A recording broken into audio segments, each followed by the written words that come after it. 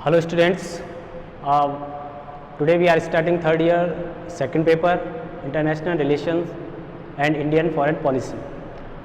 जैसा कि आपको पेपर के नाम से ही पता है कि ये हमारे क्षेत्रीय या राष्ट्रीय मुद्दों से बाहर जाकर अंतर्राष्ट्रीय स्तर पर भारत की जो स्थिति है उसके संबंध में व्याख्या करता है, डिस्कशन करते हैं हम, और वो टॉपिक दिए हुए हैं सभी जो हमारे लिए जो भारत के लिए अति आवश्यक हैं अंतर्राष्ट्रीय स्तर पर उसकी भूमिका को देखते हुए।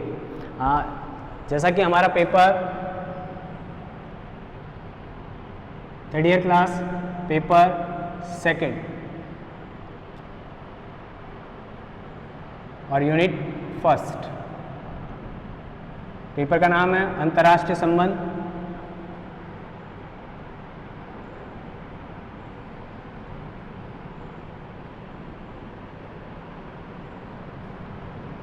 और भारत की विदेश नीति।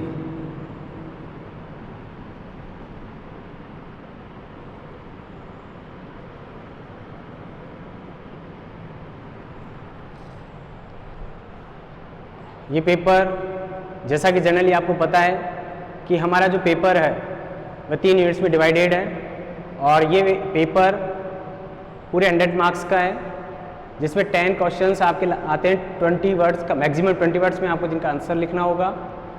4 क्वेश्चंस आते हैं जिनका 150 वर्ड्स में आपको आंसर लिखना होगा। 5 मार्क्स के वो क्वेश्चन होते हैं 4, और 20 मार्क्स के 3 क्वेश्चंस होते हैं जिनमें हमारे पास एक अल्टरनेट क्वेश्चन होता है। उनमें से आपको सेलेक्ट करते हुए तीनों यूनिट्स में से एक क्वेश्चन का आपको आंसर लिखना होता है। तीनों यूनिट्स अपने आप में बराबर इंपॉर्टेंस रखती हैं, न केवल हमारे लिए बल्कि अंतर्राष्ट्रीय संबंधों को समझने के लिए भी। एक भी यूनिट ऐसी नहीं है जिसको कि आप निगलेक्ट कर सकें या जिसको हम इग्नोर कर सकें। सभी टॉपिक बहुत अच्छे हैं, ध्यान से आप सुनिए, मेमोराइज कीजिए और उनके घर पर बैठकर नोट्स बनाइए। जब तक आप खुद नहीं लिखेंगे समझकर, तब तक कोई भी काम पूरा नहीं हो सकता है। ठीक है, आइए देखते हैं हमारी फर्स्ट यूनिट जो है वो हमारे लिए इम्पोर्टेंट कितनी है, क्या क्या उसमें यूनिट्स हैं। जैसे कि हम बात करें कि आधुनिक समय में 2 विश्व युद्ध हो चुके हैं, फर्स्ट और सेकंड। तो जो हमारा अंतर्राष्ट्रीय संबंध ज़्यादा जो डेवलप हुए हैं वो अंतर्राष्ट्रीय संबंध विकसित हुए सेकंड वर्ल्ड वॉर के बाद। यानी जो एक सामूहिकता या राष्ट्रों के मध्य जो सहयोग या साझे की जो रणनीतियाँ हैं वो द्वितीय विश्व युद्ध के बाद प्रारंभ होती हैं। उससे पहले कुछ राष्ट्रों के अपने अपने क्षेत्रीय हित हैं, अपने अपने विचारधाराएं हैं जिनके लिए वो अन्य राष्ट्रों के साथ मतभेद जारी रखता है। उन मतभेदों को समाप्त करने के लिए ही अंतर्राष्ट्रीय संबंध नामक विषय का उदय होता है। अंतर्राष्ट्रीय संबंध में हम क्या क्या पढ़ेंगे? एक राष्ट्र, उसका अपने पड़ोसी राष्ट्रों से कैसा संबंध है, कैसे उनके रिश्ते हैं, कैसे उनके मध्य आपसी व्यवहार काम करता है। इसके अलावा जो दूसरा, उसके बाहर चलेंगे तो पड़ोसी राष्ट्रों के अलग जो राष्ट्र हैं जिनमें उनके शत्रु राष्ट्र भी शामिल हो सकते हैं और मित्र राष्ट्र भी शामिल हो सकते हैं, उन या कुछ ऐसे राष्ट्र भी हो सकते हैं जो न्यूट्रल हैं, जो निरपेक्ष हैं। ऐसे राष्ट्रों के साथ भी किसी राष्ट्र के कैसे संबंध हो सकते हैं, उनका अध्ययन हम इस अंतर्राष्ट्रीय संबंध हमारा जो पेपर उसमें करेंगे। इसके अलावा अंतर्राष्ट्रीय जो संस्थाएं हैं जो अंतर्राष्ट्रीय स्तर पर व्यवस्थाओं को बनाने का काम कर रही हैं या विश्व में शांति कायम करने में अपना योगदान दे रही हैं, ऐसी संस्थाओं के साथ भी किसी राष्ट्र विशेष या जैसे कि भारत के संबंध कैसे हैं, इसका हम अध्ययन करेंगे अपने इस पेपर में। तो फर्स्ट यूनिट की हम बात करते हैं, तो इसको अगर हेडिंग दी जाए तो वो हेडिंग होगी द्वितीय विश्व युद्ध के बाद। द्वितीय विश्व युद्ध के बाद अंतरराष्ट्रीय जो मुद्दे हैं वे, उनका अध्ययन किया जाएगा, जिसमें सबसे पहले आता है या जिसे द्वितीय विश्व युद्ध का सबसे गंभीर या बुरा परिणाम जिसको हम कह सकते हैं वह है शीत युद्ध।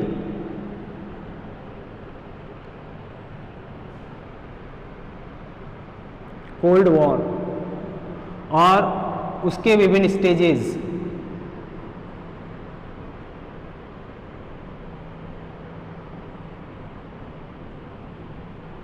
उसके विभिन्न चरण, जिनमें दिदांत, नवदिदांत, नव शीत युद्ध, ऐसे कुछ शब्दावली का प्रयोग किया गया है जो कि समय समय पर इसमें आई हुई कमी या इसमें आए हुए उठाव को इंगित करते हैं। जब बहुत ज़्यादा तनाव था तो शुरुआती चरण बहुत तनावपूर्ण रहे, उसके बाद इन तनावपूर्ण संबंधों में थोड़ी शिथिलता आती है, कमी आती है, और एक बार फिर दिदांत के बाद एक बार फिर इन संबंधों में वैसी कड़वाहट या कटुता उत्पन्न होती है। तो ये विभिन्न चरण हम इसमें पढ़ेंगे। इसके अलावा आता है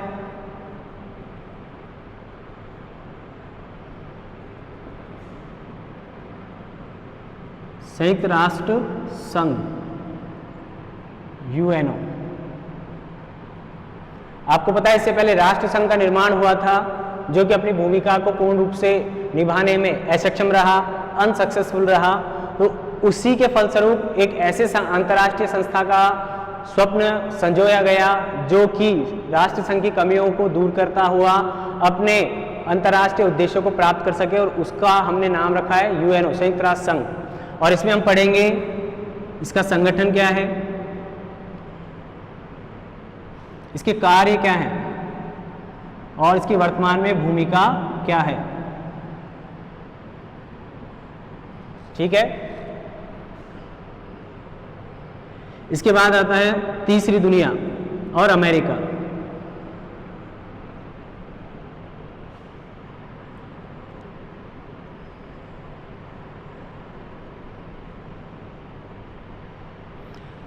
जैसा कि आपको पता है कि अमेरिका एक पूंजीवादी देश है,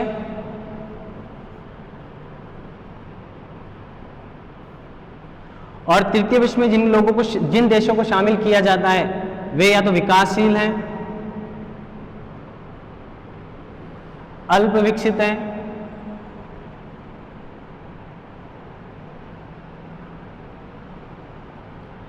ऐसे राष्ट्रों को शामिल किया जाता है।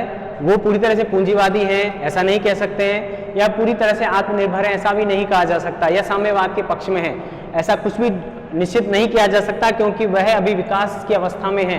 तो वह अपनी उस अवस्था से बाहर निकलने के लिए अपनी योजनाओं में किस प्रकार के परिवर्तन लाते हैं, क्या क्या वो योजनाएं अपनाते हैं, कुछ पूंजीवाद की ले सकते हैं, कुछ साम्यवाद की ले सकते हैं, कुछ इन दोनों से अलग योजनाएं भी वो ला सकते हैं। तो उन देशों के प्रति अमेरिका का क्या दृष्टिकोण रहता है, इसका भी हम इस यूनिट में अध्ययन करेंगे।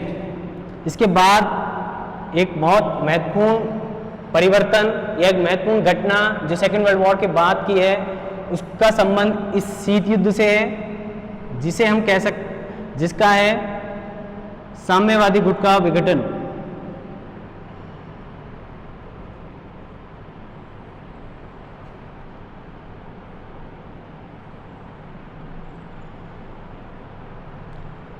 शीत युद्ध का जब प्रारंभ हुआ था तो दो विचारधाराओं के मध्य जो कटुता थी या अपनी विचारधारा को दूसरी विचारधारा से श्रेष्ठ मानने की जो भावना थी, उसके परिणाम स्वरूप जो बाड़ाबंदी हुई, अन्य राष्ट्रों को अपने गुट में शामिल करने के जो प्रयास किए गए, उन प्रयासों के फलस्वरूप दो गुट बने, पूंजीवादी गुट और साम्यवादी गुट। पूंजीवादी गुट का मुखिया अमेरिका बना और साम्यवादी गुट के मुखिया यूएसएसआर को बनाया गया। यूएसएसआर, तो यूएसएसआर जो कि साम्यवादी गुट का प्रतिनिधित्व कर रहा था, उसका विघटन होने के साथ अंतर्राष्ट्रीय स्तर पर शीत युद्ध की समाप्ति हुई, क्योंकि दोनों गुटों में से एक गुट का नष्ट हो जाना, समाप्त हो जाने के कारण दोनों प्रतिद्वंदी समाप्त हो गए, और वो प्रतिद्वंदिता समाप्त होने से वो कंपटीशन जो था वो समाप्त हो गया और शीत युद्ध समाप्त हो गया। हालांकि हम आज ये नहीं कह सकते कि वर्तमान परिस्थितियों में शीत युद्ध समाप्त हो चुका है या साम्यवादी गुट के विघटन होने से शीत युद्ध की जो समाप्ति की स्थिति बनी थी वो वर्तमान में भी काम कर रही है। वर्तमान में ये स्थिति बनी हुई है कि चाइना आज अन्य राष्ट्रों के साथ संबंध अच्छे नहीं रख पा रहा है, उसे कोविड-19 का जिम्मेदार मानते हुए कई राष्ट्रों के द्वारा उसका बहिष्कार किया जा रहा है, उसका प्रतिरोध किया जा रहा है। तो इसी कारण आज हम देख सकते हैं कि वापस से शीत युद्ध प्रारंभ हो सकता है और वापस किसी नए गुट का जन्म हो सकता है। आगे देखिए, इसका अंतिम जो यूनिट का हमारा जो बिंदु है वो है यूरोप का पुनर्गठन।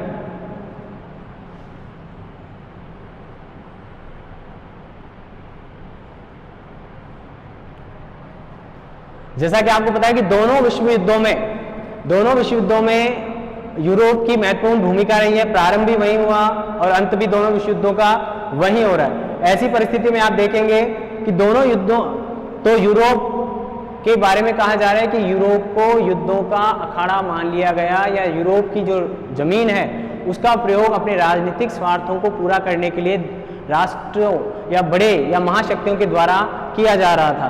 तो वहाँ यूरोप के राष्ट्रों के मध्य या देशों ने ये सोचा कि हम अपने आर्थिक, सैनिक, सामाजिक और सांस्कृतिक संबंधों को इस प्रकार परिभाषित करें कि हमारे आपसी मतभेदों को हम आपस में ही सुलझा सकें। इसके लिए उन्होंने यूरोप के पुनर्गठन की आवश्यकता महसूस की और ईयू की स्थापना का मार्ग खुलता है। यानी हम यूरोप के पुनर्गठन में ईयू का अध्ययन करेंगे, जो वर्तमान में की, हालांकि वर्तमान में ईयू यूरोप का प्रतिनिधित्व करता है, ज़्यादातर राष्ट्र यूरोप के इससे जुड़े हुए हैं। हालांकि अभी वर्तमान में जो ब्रिटेन है वो एग्जिट कर गया, ब्रिटेन ईयू से अलग हो गया है, जो कि सबसे महत्वपूर्ण राष्ट्र था। यानी एक बार फिर यहाँ पर यूरोप में मतभेद प्रारंभ हो गए, तो उनका इफेक्ट भारत पर और अंतर्राष्ट्रीय राजनीति पर क्या पड़ सकता है, इसका अध्ययन किया जाएगा इस पेपर के माध्यम से।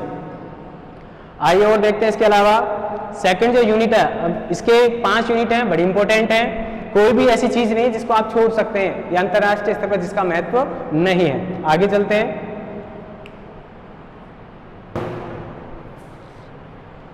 सेकंड यूनिट की बात करते हैं।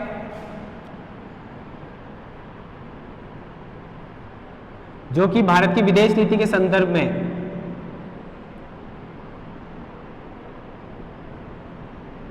भारत की विदेश नीति, जैसा कि आप देख सकते हैं कि भारत आज ही नहीं, भारत सदियों पहले से विश्व गुरु की पदवी धारण करता है, विश्व का गुरु कहलाता है भारत प्रारंभ से ही। तो भारत की विदेश नीति की ये विशेषता रही है कि कैसा भी समय आ जाए, चाहे सिकंदर का आ जाए, चाहे चंगेज खान, या जो भी विदेशी आक्रांता आ जाए, या वर्तमान में चाहे रूस हो, अमेरिका हो, या कोई भी बड़ा राष्ट्र हो, भारत की भूमिका पहले भी महत्वपूर्ण थी और भारत की भूमिका आज भी उतनी ही महत्वपूर्ण है। तो इसमें सबसे बड़ा योगदान जो है वो भारत की विदेश नीति का रहा है। भारत ने बड़े जो आपने फर्स्ट ईयर में पढ़े होंगे, भारतीय विचारक जो थे राजनीति में, उनमें एक नाम आता है मिस्टर चाणक्य, जो चाणक्य, विष्णुगुप्त या कौटिल्य जिनको कहा जाता है। उन्होंने भी इस तरह की हमारी विदेश नीति रखी है कि उनके समय भारत का सर्वाधिक विस्तार रहा है, मध्य एशिया तक, अफगानिस्तान तक, उससे भी आगे तक हमारा विस्तार रहा, और ताकत के दम पर ही नहीं, हमारी विचारधारा का भी वहाँ लोगों के द्वारा सम्मान किया गया। तो ये भारत की जो विदेश नीति है, इसका बहुत ही महत्वपूर्ण योगदान रहता है अंतर्राष्ट्रीय संबंधों को निर्धारित करने में। तो भारत की विदेश नीति के अंतर्गत जो हमारा पहला टॉपिक आता है वो आता है इसके निर्धारक तत्व। निर्धारक जो तत्व हैं,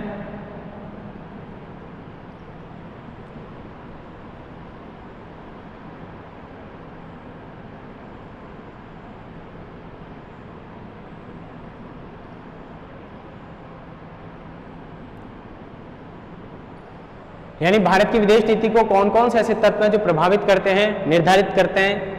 एग्जाम्पल के अगर हम कहते हैं, जनसंख्या हो गया, भारत का भौगोलिक प्रदेश हो गया, भारत की ज़मीन हो गई, उपजाऊ जो ज़मीन है हमारे यहाँ वो हो गई, भारत के युवा हो गए, भारत सबसे युवा राष्ट्र है। तो ये सब चीज़ें हमारी विदेश नीति को निर्धारित करने का काम करती हैं। प्रवासी भारतीयों के माध्यम से भी भारत हर राष्ट्र में अपनी पहुँच रखता है। इन सब चीज़ों का अध्ययन करेंगे जब हम इस टॉपिक को पढ़ेंगे। इसके बाद आता है भारत और यूएन।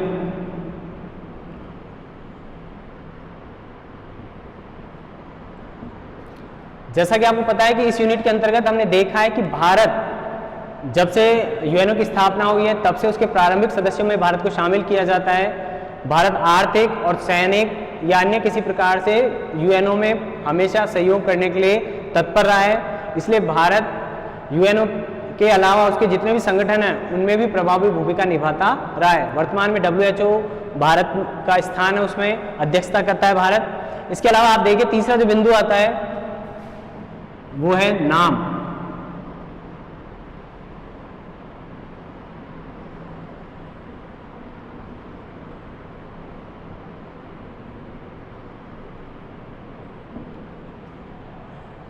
प्रासंगिकता, नाम की प्रासंगिकता। नाम आपने सुना होगा Nehru, Nasir, टीटो।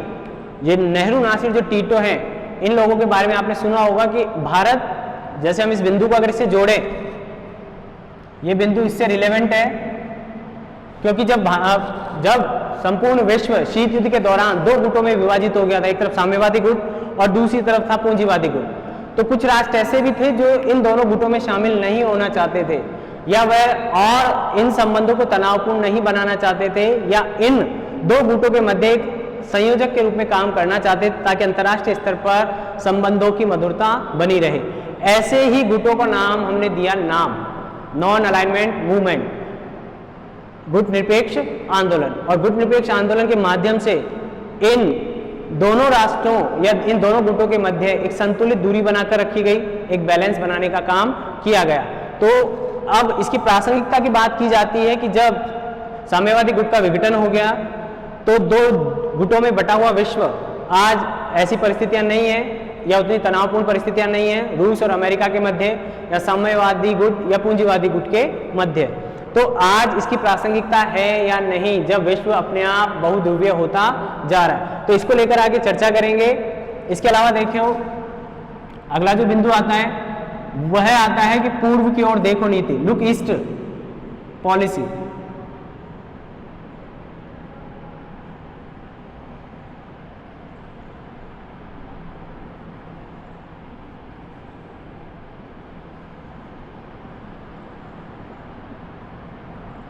Look east policy, तो ये पॉलिसी अब जैसा कि हमको पता है शुरू से ही भारत के संबंध अपने पड़ोसी राष्ट्रों से भी बहुत अच्छे रहते हैं, या भारत आगे बढ़कर उन राष्ट्रों के साथ जो उनके पड़ोस में अच्छे संबंध बनाने का प्रयास करता है। तो भारत ने look east policy P Narasimha Rao के समय लॉन्च की गई या उसको आगे बढ़ाया गया। इस नीति के अंतर्गत हमने जहां भी जब भी हमारे विवाद किसी हमारे पड़ोसी राष्ट्र के साथ रहे हैं तो हमारा प्रयास यही रहा है कि हम आगे बढ़कर, यानी किसी प्रकार का हमने मन में कोई दुर्भावना या किसी प्रकार का गुस्सा नहीं रखते हुए आगे से पहल करके उन संबंधों को मधुर बनाने का प्रयास किया। और इसीलिए जो अब आप देख सकते हैं पूर्व की ओर देखो, मतलब पूर्व का मतलब एशिया के जो पूर्वी राष्ट्र हैं,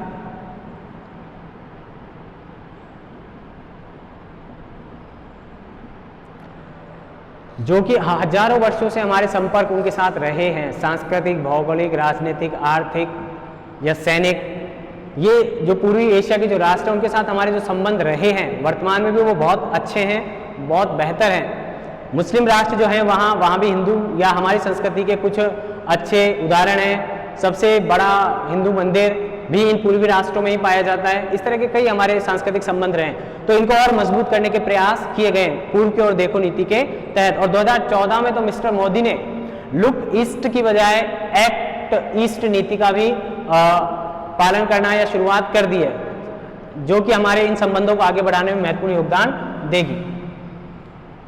अब इसके अलावा एक और देखिए आप, भारत की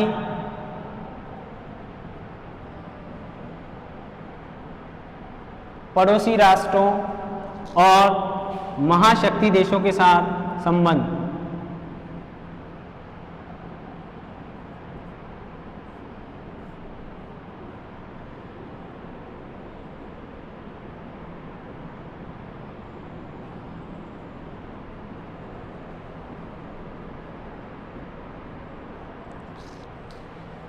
हमें कहने की जरूरत ही नहीं है कि भारत के कौन से या हमारे कौन से पड़ोसी राष्ट्र तो हमारे बहुत अच्छे मित्र हैं और कौन से पड़ोसी राष्ट्र हमारे शत्रुओं की श्रेणी में आते हैं, और कौन से पड़ोसी राष्ट्र न शत्रुओं में आते हैं न मित्रों में आते हैं, और वो परिस्थितियों के अनुसार अपने व्यवहार में परिवर्तन करते रहते हैं। अगर मैं कहूँ पाकिस्तान, चीन, नेपाल, भूटान, श्रीलंका, बांग्लादेश, म्यांमार, मालदीव, ये सभी राष्ट्र जो हैं हमारे पड़ोसी राष्ट्र हैं, लेकिन समय समय पर इन्होंने अपने हितों को देखते हुए अपनी विदेश नीति में परिवर्तन किया, जो कि हो सकता है भारत के हितों को कहीं ना कहीं नुकसान पहुंचाता है, लेकिन फिर भी भारत ने उनसे किसी बदले की भावना से कोई काम नहीं किया है। भारत ने कभी पहल करके उनको किसी प्रकार से हानि पहुंचाने का प्रयास नहीं किया है। हालांकि प्रत्युत्तर में कुछ हुआ हो, इसकी जवाबदेही सिर्फ भारत की नहीं हो सकती है। इसके अलावा महाशक्ति राष्ट्र जो हम कह रहे हैं उनमें रूस भारत का सबसे अच्छा मित्र है, और आज से नहीं, बहुत प्राचीन काल से, बहुत पुराने समय से भारत का पक्का मित्र है। उसके अलावा अमेरिका, जो कि समय समय पर अपनी पॉलिसी में परिवर्तन करता रहता है, फ्रांस, ब्रिटेन, ऑस्ट्रेलिया, इजराइल, ये ऐसे राष्ट्र हैं जो जिनकी भौगोलिक सीमाएं तो भारत से नहीं मिलती हैं, लेकिन वैचारिक आधार पर या सांस्कृतिक आधार पर ये भारत के मित्रों में काउंट किए जाते हैं, गिने जाते हैं। अमेरिका का हालांकि समय समय पर व्यवहार बदलता रहता है, तो उसको आप परमानेंट मित्र भी नहीं कह सकते और न परमानेंट एनिमी के रूप में आप उसको काउंट कर सकते हैं। इजराइल हमारा परमानेंट मित्र है। तो इनके साथ हमारे कैसे संबंध रहेंगे, हालांकि मैं एक नाम लेना भूल गया क्योंकि वो पड़ोसी राष्ट्रों में भी है और महाशक्ति भी है, और वो है हमारा पड़ोसी देश चीन। तो ये चीन तो आप जैसा आप देख ही रहे हैं, वर्तमान समय में चीन के साथ हमारा संबंध भौगोलिक सीमाओं को लेकर कुछ तनावपूर्ण चल रहा है, तो उस वजह से चीन अभी हमारा शत्रु राष्ट्र मान सकते हैं या तनावपूर्ण संबंधों वाला राष्ट्र में उसको काउंट किया जा सकता है। इसके अलावा एक और बिंदु आएगा इसमें जब हम आगे पढ़ेंगे, उसका नाम है बहुध्रुवीय विश्व में भारत।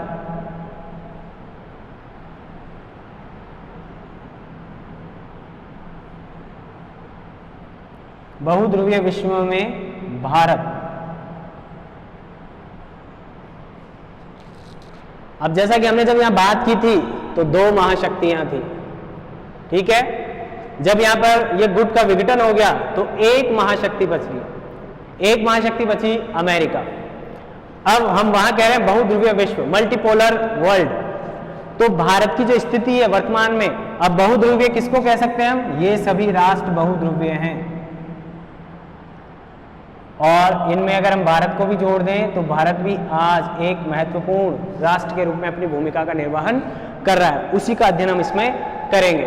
आप देख सकते हैं कि जो भारत है, इन पांचों के अलावा भारत ही एक ऐसा देश है जो इन पांचों में योजक या संयोजक का काम कर सकता है। कोई भी भारत का इनमें से शत्रु नहीं है, या संबंधों में कभी उत्साह ज्यादा आ जाता है, कभी कुछ उत्साह में कमी आ जाती है, ऐसी पोजीशन रही है, लेकिन कोई स्पष्ट तौर पर भारत का शत्रु नहीं है। तो आज विश्व किसी एक राष्ट्र के द्वारा लीड नहीं किया जा रहा है, ये बहुत अच्छी स्थिति है।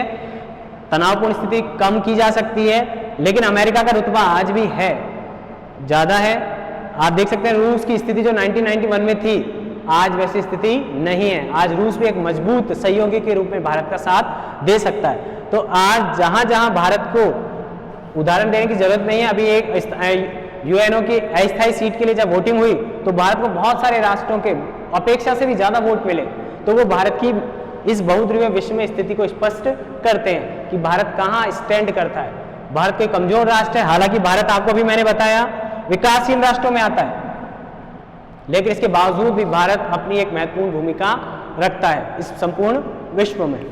इन सब का अध्ययन करेंगे और हम देखेंगे। ऐसा मैं इसलिए नहीं कह रहा हूं कि मैं भारत का वासी हूं या भारत का निवासी हूं, मैं एक इंडियन होने के नाते ही इतनी बातें कह रहा हूं। मैं इंडियन नहीं होते हुए भी इतना कह सकता हूं कि भारत की पोजीशन अन्य विकासशील राष्ट्रों की तुलना में बहुत मजबूत है, ठीक है। आगे चलते, न केवल एशिया में बल्कि पूरे विश्व में।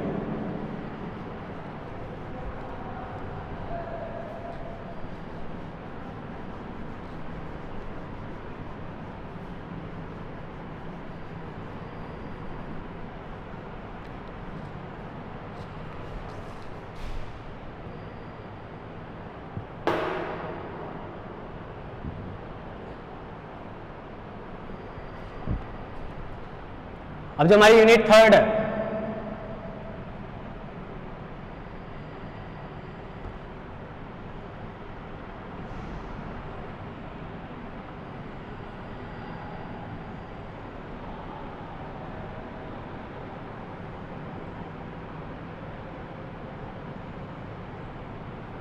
समसामयिक अंतर्राष्ट्रीय मुद्दे। इनका मतलब हुआ कि जो वर्तमान समय में अंतर्राष्ट्रीय घटनाएं या अंतर्राष्ट्रीय जो चेंजेज हैं, चुनौतियां हैं, उनका अध्ययन इसमें हम करेंगे, जो कि सिर्फ न केवल भारत को अपितु संपूर्ण विश्व के लिए महत्वपूर्ण है, या संपूर्ण विश्व जिन चुनौतियों का सामना कर रहा है उन सभी चुनौतियों का अध्ययन हम इसके माध्यम से किया जाएगा। आइए अब देखते हैं। सबसे पहले पश्चिम एशिया, हमेशा से दिक्कत रही है उसको, आज ही नहीं,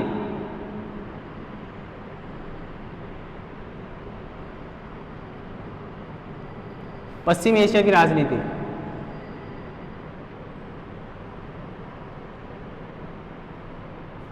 अब अब आप देख सकते हैं कि पश्चिम एशिया की राजनीति इफेक्टिव या इतना महत्वपूर्ण रोल क्यों निभाती है, क्योंकि वहां अमेरिका के हित जुड़े हुए हैं।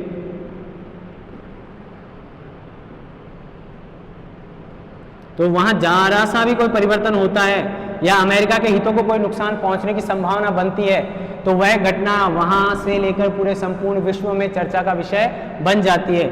इजराइल, अरब, फिलिस्तीन,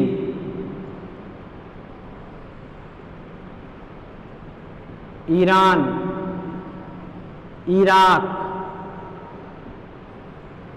ये ऐसे राष्ट्र हैं जो कभी भी ठाले नहीं बैठते। अगर हम कहें दूसरे शब्दों में, कुछ ना कुछ ऐसा करते रहते हैं जिससे या तो अमेरिका को कोई चुनौती उत्पन्न हो जाती है या संपूर्ण विश्व की शांति को कोई चुनौती उत्पन्न हो जाती है। तो ऐसी स्थिति में ये राष्ट्र या इन राष्ट्रों की जो राजनीति है वह संपूर्ण विश्व को परेशान कर सकती है।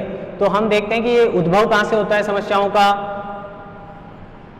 इनका क्या समाधान किए गए हैं, आगे क्या क्या समाधान किए जा सकते हैं, या किस तरह से इन राष्ट्रों को नियंत्रित रखा जा सकता है। आपको पता है तेल, सबसे ज़्यादा तेल निकलता है यहाँ पश्चिम एशिया में, तेल निकलता है और उस तेल को ये एक हथियार के रूप में प्रयोग करते हैं, कीमतें गिराने में, बढ़ाने में, निर्यात कम कर देने में, ज़्यादा कर देने में।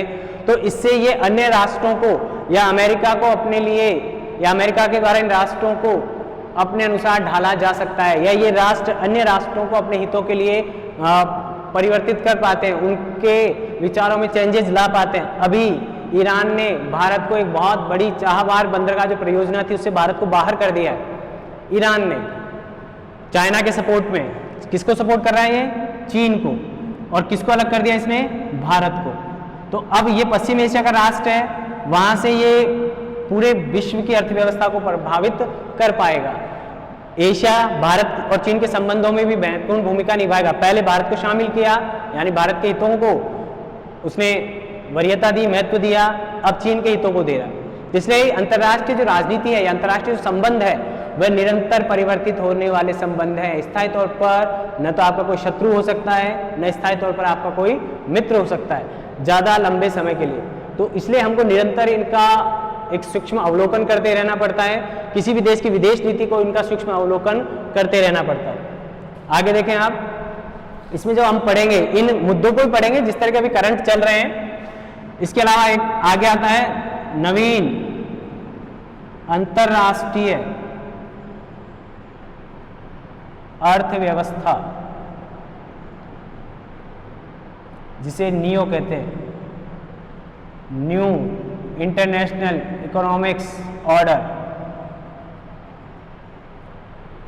जैसा कि आपको पता है कि पूंजीवादी देश अमेरिका, तो इसके अन्य राष्ट्रों के साथ संबंध अच्छे या बुरे बनने का एकमात्र कारण उसके आर्थिक हितों को हानि पहुंचना या आर्थिक हितों को लाभ होना होगा।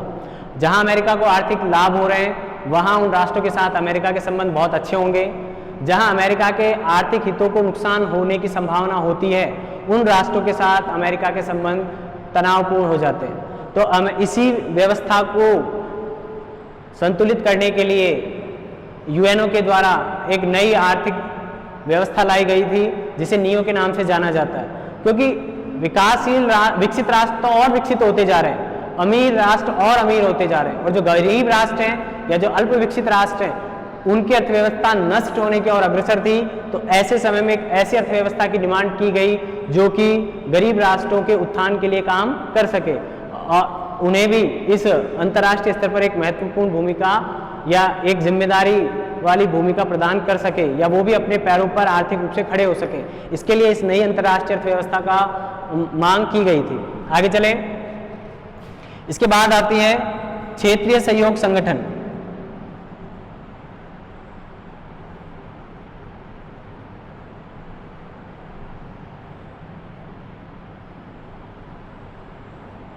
जिनमें आसियान, सार्क, इब्सा, ब्रिक्स महत्वपूर्ण है। जैसा कि आपको दिख रहा है क्षेत्रीय, अंतर्राष्ट्रीय तो सबसे बड़ा संगठन यूएनओ है ही, उसके अलावा और उसके जो संगठन है और उसके जो और भी अंग हैं वो भी अंतर्राष्ट्रीय संगठनों के रूप में काम करते हैं। WHO हुआ, WTO हुआ, या अन्य कोई बड़े बड़े संगठन हुए। लेकिन जरूरी नहीं है कि हमारे घर की समस्या को कोई बाहर का व्यक्ति आकर जिस तरह नहीं सुलझा सकता, हमारे घर की समस्या हम ही सुलझाएंगे। उसी तरह अंतर्राष्ट्रीय संगठन जरूरी नहीं है कि हमारे क्षेत्रीय मुद्दों को या क्षेत्रीय तनावपूर्ण संबंधों को मधुर बनाने के लिए उतना ही कारगर या सहायक सिद्ध हो सकता है। इसीलिए इन छोटे छोटे संगठनों के द्वारा अपने क्षेत्र विशेष में सदस्य देशों के साथ नए क्षेत्रीय सहयोग संगठन बनाए गए हैं, ताकि जो उस क्षेत्र की जो समस्याएं हैं, एक तो वो अंतर्राष्ट्रीय स्तर पर नहीं पहुंच जाए या वो अंतर्राष्ट्रीय रूप नहीं ले ले। क्षेत्रीय समस्याओं को या छोटी समस्याओं को छोटे लेवल पर या क्षेत्रीय लेवल पर ही सुलझा लिया जाए, या क्षेत्रीय व्यापार को या आर्थिक स्थिति को या आर्थिक नीतियों को डेवलप किया जा सके, इसके लिए ये संगठन बनाए गए हैं। भारत इन सबका सदस्य है, आसियान को छोड़कर, और ज़्यादातर एशियन राष्ट्र इनमें संगठित हैं। एशियन राष्ट्रों का ये संगठन है और एशिया में ज़्यादातर विकासशील राष्ट्र ही हैं। इनडायरेक्टली अगर हम कहें तो विकासशील राष्ट्रों के संगठन हैं। अलग अलग राष्ट्रों, अलग अलग महाद्वीपों के एक एक राष्ट्र भी मिले हुए हैं। इनके उद्देश्य अलग अलग हैं, अलग अलग टारगेट्स को लेकर चले हैं, लेकिन ये क्षेत्रीय सहयोग संगठन के आधार पर के अंतर्गत हम इनका अध्ययन करेंगे। आगे आता है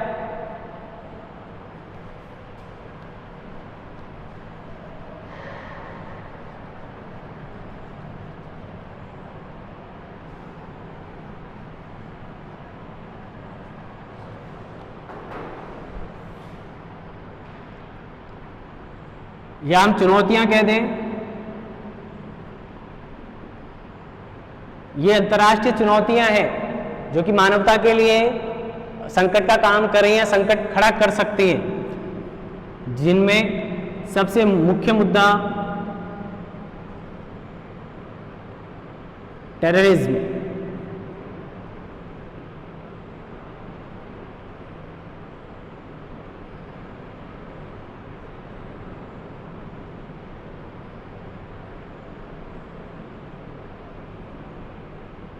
मानवाधिकार,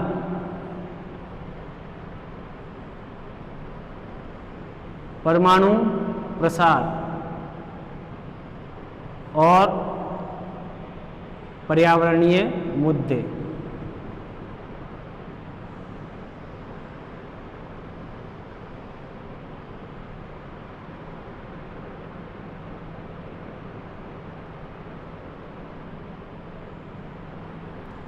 ये 5 चुनौतियां हैं जिनके लिए हमको अंतर्राष्ट्रीय स्तर पर काम करना होगा। जैसा कि आपको पता है, आतंकवाद किसी एक राष्ट्र की समस्या नहीं है, हालांकि ये उन राष्ट्रों के लिए भी समस्या बन गया है जिन्होंने इसको उत्पन्न किया था। जिन राष्ट्रों ने इसे उत्पन्न किया था या जिन्होंने आतंकवाद को बढ़ावा दिया या जिन्होंने इसको आतंकवाद को बढ़ावा दिया, उन राष्ट्रों के लिए भी यह समस्या का कारण बन चुका है। लैंगिक न्याय, जिसके लिए अभी न्यूजीलैंड ने समान सैलरी का विधेयक पास किया है, ऐसा वर्ल्ड में किसी और राष्ट्र ने नहीं किया है जो इसके अंतर्गत आएगा। चाहे महिला हो चाहे पुरुष हो, सेम वर्क होगा तो सेम सैलरी होगी, ऐसा अभी किसी राष्ट्र ने विधेयक पास नहीं किया है। तो ये बहुत अच्छी बात है ऐसी, क्योंकि अंतर्राष्ट्रीय स्तर पर हम देखते हैं कि महिलाएं घर में काम करने के अलावा जब बाहर निकलती हैं, समान पोस्ट है, गवर्नमेंट फील्ड को छोड़ दिया जाए तो प्राइवेट सेक्टर में महिलाओं को समान वेतन नहीं मिल पाता है। मैं सभी महिलाओं की बात नहीं कर रहा हूँ, मैं ज़्यादातर महिलाओं की बात कर रहा हूँ। आप देखेंगे कि अभी मैं सबसे बेस्ट एग्जांपल अगर देना चाहूँ तो टेनिस का जब गेम है या क्रिकेट है या खेल देख लें, कोई भी आप गेम देखें, उन गेम्स में दोनों की इनाम की राशि, प्राइज मनी जो होती है वो इक्वल नहीं है, सैलरी इक्वल नहीं है। 4 ग्रैंड स्लैम होते हैं टेनिस में, उन चारों की प्राइज मनी भी महिलाओं और पुरुषों की इक्वल नहीं है। तो ये न्यूजीलैंड ने बहुत अच्छा प्रयास किया है। मानवाधिकार अब आप जानते हैं अमेरिका में विरोध चल रहा है अभी भी। अंतर्राष्ट्रीय मुद्दा कैसे, मैं ये बताना चाह रहा हूँ आपको। अभी किसी ब्लैक व्यक्ति की, या हम कह दें काले वर्ण का जो व्यक्ति था, काले रंग का जो व्यक्ति था, उसकी थाने में हत्या कर दी जाती है, उसके साथ ऐसा टॉर्चर किया जाता है कि उसकी डेथ हो जाती है। उसके विरोध में अमेरिका ही नहीं पूरे विश्व में विरोध चल रहा है। पूरे विश्व में गोरे लोगों के प्रति विरोध प्रदर्शित कर रहे हैं, वो गोरे लोग भी कर रहे हैं, काले लोग भी कर रहे हैं। तो ये हमारे मानवाधिकार है, रंग भेद नहीं होना चाहिए, नस्ल भेद नहीं होना चाहिए। एजुकेशन, स्वास्थ्य, रोजगार, सभी मानवों का अधिकार, इसके लिए प्रयास किए जा रहे हैं। अंतर्राष्ट्रीय स्तर पर बहुत अच्छे काम हो रहे हैं और बहुत और काम किए जाने की संभावना है। परमाणु प्रसार अंतर्राष्ट्रीय सेकेंड वर्ल्ड वॉर के बाद की एक सबसे बड़ी कमी, दुर्घटना, या ऐसा कहते हैं हमने एक बहुत बड़ा एक अभिशाप मानव जाति को दिया है, वो है परमाणु बम्बों का आविष्कार किया गया सेकेंड वर्ल्ड वॉर के बाद। उस परमाणु बम्बों के प्रसार निरंतर उनकी संख्या बढ़ रही है, उनके निरंतर बढ़ने को रोकने के लिए ही यह काम हम कर रहे हैं। आज इतने परमाणु बम है कि इस पृथ्वी को पर जीवन कई बार नष्ट किया जा सकता है, सैकड़ों बार नष्ट कर सकते हैं आप। इतना ज़्यादा परमाणु बम हमारे पास जखीरा भरा हुआ, तो उसको कम करने का प्रयास करेंगे। पर्यावरणीय जो मुद्दे हैं, टेम्परेचर बढ़ रहा है, CO2 का उत्पादन बढ़ रहा है, अभी कुछ लोग कह रहे हैं कि कोविड का नेगेटिव इफेक्ट तो हुआ है, साथ में कुछ पॉजिटिव इफेक्ट भी हुआ, पर्यावरण प्रदूषण कम हो गया, नदियाँ प्रदूषण कम हुआ, नदियों में साफ हो गई हैं, भूमि उपजाऊ हो गई है, या इस तरह के कई बेनिफिट्स हुए हैं। वो तो नेचुरल है। हम अपनी तरफ से क्या प्रयास कर सकते हैं इस धरती के तापमान को बढ़ने से रोकने के लिए? सबसे बड़ा जो पर्यावरणीय मुद्दा वर्तमान में है वो यही है कि धरती का जो तापमान बढ़ रहा है वो बहुत नुकसानदेह है आने वाले टाइम के लिए। अब इसका जो लास्ट बिंदु है वो देखें, ये भी मुद्दा बहुत बर्निंग इशू है। यूएनओ में सुधार, साथ ही भारत की स्थायी सदस्यता, परमानेंट सीट की दावेदारी।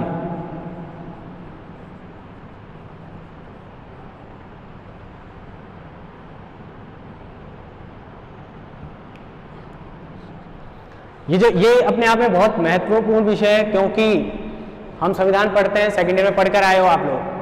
संविधान को भी समय के अनुसार चलाने के लिए हमने उसमें समय समय पर परिवर्तन किए, जिन्हें संविधान संशोधन कहते हैं। संविधान संशोधन नहीं किए जाएंगे तो संविधान एक दिन पूर्णतः बदल दिया जाएगा, ऐसी आवश्यकता पड़ सकती है।